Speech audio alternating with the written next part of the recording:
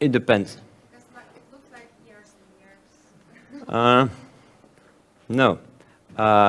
The fastest startup that got funded and got market verification, it means paid customers, took about 3 months.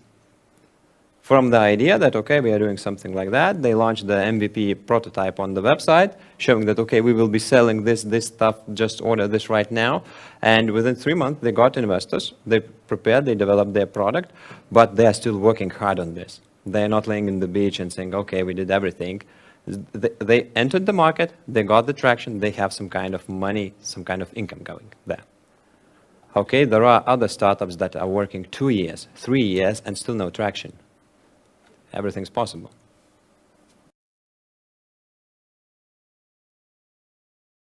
Okay, I'm not an HR guy, a human resource guy who could consult you in this area, but what I found that 2 founders is the optimum solution. It means if you are alone, it's quite difficult. Not always you will succeed in that. If there are more than 2 guys, okay, starting drinking with a beer, coffee, and different opinions, and and many other researchers show that having 2 founders, 2 co-founders, is the best success ratio for building up. As for hiring your team, first of all, use your own resources. If you are co-founder, you should forget about being paid for a while. You should do your work if you are co-founder. Once you see that you have traction, or at least you have got the investment, then you can hire the needed resources for you. The first one, okay, not because I'm a marketing guy, but I simply see that the marketing should be put first. So any one of co-founders should be thinking about marketing first, and another of co-founders should be thinking about money, fundraising, and revenue streams, how you will get funds. Then the technical details. If you have developed if you are a technical developer, okay, if you are coding something, or if you have a hardware or manufacturing something, that's okay, you can be co-founder, you have a chances to be successful as well, but someone must take care about finances and marketing. These are 2 main areas.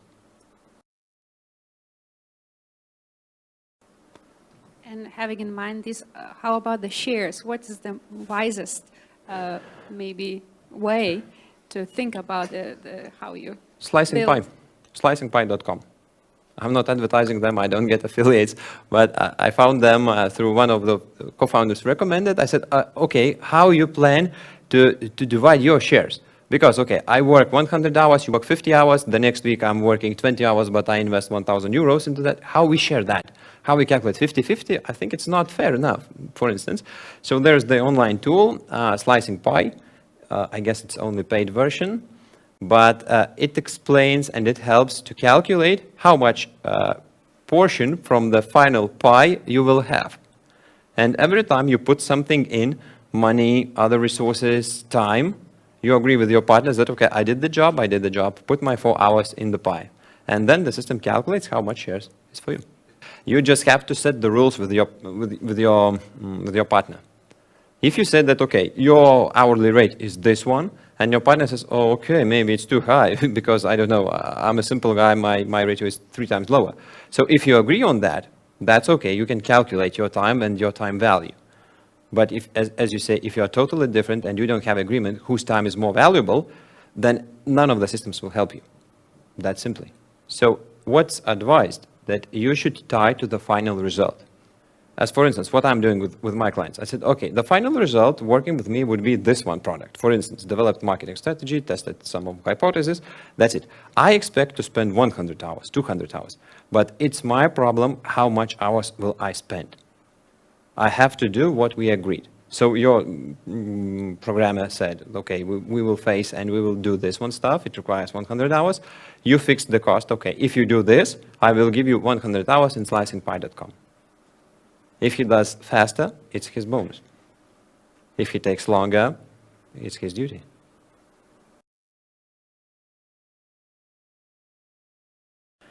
It's not more about the budget, but of the initial database of your potential customers. okay, you can waste much of your money, but you need to have your initial database. And there are even specialized consultants who help with that. If you want to go on Kickstarter, let's prepare in advance, in 6 months in advance, let's create contacts and then prepare those people to be waiting for your product. Then the advertising and etc. will work. The simple advice would be to check the average conversion rate. At your specific niche, I don't know if it's video filming or something like that, check what's the final conversion rate, how many people saw that and how many of them clicked that and funded you. If you have a normal database, you can use even MailChimp free of charge. That's it, 2,000 emails, email addresses, 12 addresses.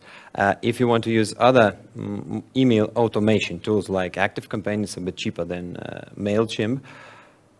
Monthly fee for 10,000 subscribers is maybe $100, euros, something like that. So that's the initial budget. On top of that, when you have the initial traction from your own fans, potential customers waiting, then you can put your advertising that those who are going to check your profile will see, oh, somebody already bought that, already supported that, and I see that already 50 or 60% is already funded, so this product is cool and it will be really funded and finished. Okay, I will support with $5. So that's your advertising. So there are some agencies that push to make this budget quite big because they earn percentage from that, success fee. I wouldn't advise to go into that. Just to check how many free potential customers you can enroll, and then how much you would need to make it faster. For quite a long time, I was very frustrated about that, because I had many ideas and somebody copied that and so on. But the real thing is that the implementation matters. If you are thinking to develop something, none of the patents or lawyers will help you to protect your idea. Think a bit in advance how you could secure that your idea in the phases of the development. As for instance, if you are planning to launch the Kickstarter, try to get 10,000 emails of potential customers or 50,000 customers. Before you launch that, you already have the database of potential customers. Once someone will seize and try to copycat your idea, you already would have 50,000 potential customers on board. For instance, you can show the solution, the problem of the solution, but not the way how the solution will be delivered. How much in advance you should be run in front? There is no rule of thumb of that. No rule of thumb. Just, okay, if you see that your friend gonna copy that one day, sooner or later, you should prepare that in advance. As for instance, I'm working with one of the projects with guys from Holland, from Netherlands, and they are very, very afraid about plagiarism, that somebody will copy that and poof. Yes, I see there are a few major players. If they copy the idea, they will win because they have traffic, huge traffic. So if the idea is great, these will be miles away. But I don't agree with those co-founders. And I say, okay, guys, we even don't have a business model yet. There is nothing to copy from us right now. So we should not be afraid to share a bit of information with potential customers to get some kind of attraction and an idea if we are on the right track or not yet. Once we have that, then we will try to think, okay, how we will do this. Viral engine of growth is when people virally share the news about you. The slide, one slide back was the viral engine of growth. If you sign up, you share with your friends, that's viral growth. The more friends you sign up, the more you grow. Paid engine of growth is Uber. You will get 10 euros, and your friend will get 10 euros if you do this. Paid engine as well is advertising. For instance, you made customer acquisition costs, for instance, 20 euros. You counted that on average, you will have to pay for advertising 20 euros to get one customer. If you earn from customer 30 euros per month or per year, okay, you are in plus, so you can use this engine of growth, which is paid engine. It's quite often strategy, actually. And there are different opinions. Now, I'm not sure if I quite understood your question, but I'll just share the experience.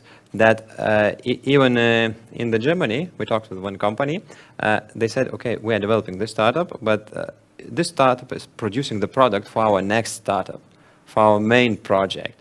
So if this one startup is killed, but we still have the product solved, that's okay for us. So so they don't pretty much care about the initial startup if the second one is okay. What was the initial idea of the survey? Why so many people got to bother to spend half an hour on somebody's crazy survey? I said, okay, guys, if you want to be mentioned in the book, there's the chance for you. You might get free advertising, first of all. The second point is if your case is quite interesting, if you will go into in-depth analysis, I will be talking with you as well. I will spend not half an hour. If you will need, we'll have 2 hours or whatever. I will ask you some kind of questions. You will give me feedback. I will give you my feedback, my support. So quite many of those startups got my free advice.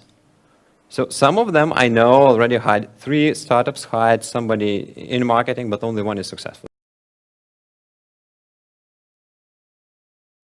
Actually, the story of the book was started more than a year ago.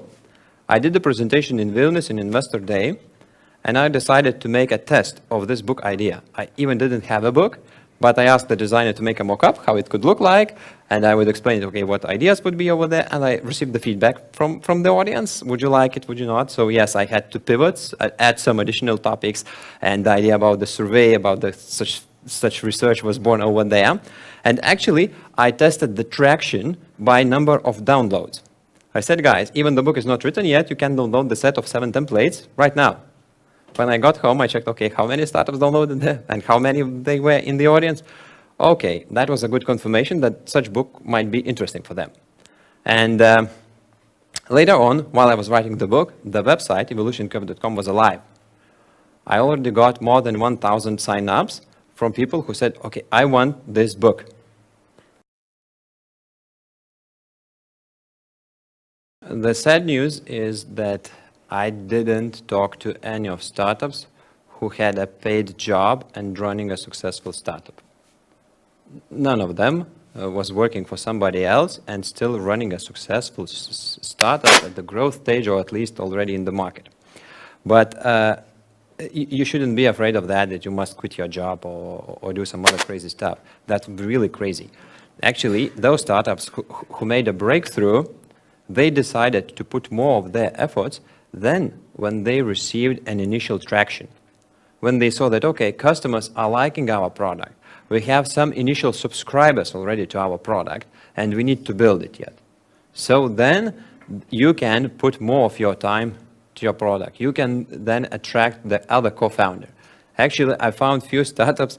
I don't know whether it would be a very applicable example here in Lithuania, but some of startups in Latin America, what they did, they had quite good paid jobs. Yeah, it's somebody has good jobs, others have poor jobs. Those guys had quite good jobs, so they didn't want to quit their jobs. They hired co-founders. Simply said, okay, you will give 5% of shares, maximum 10% of shares, and I will be paying you something, like tiny money. So the startup was moving forward while they still were keeping their main job. At a certain phase, they quitted their paid job and became the CEOs or CTOs or revenue officers of their own companies.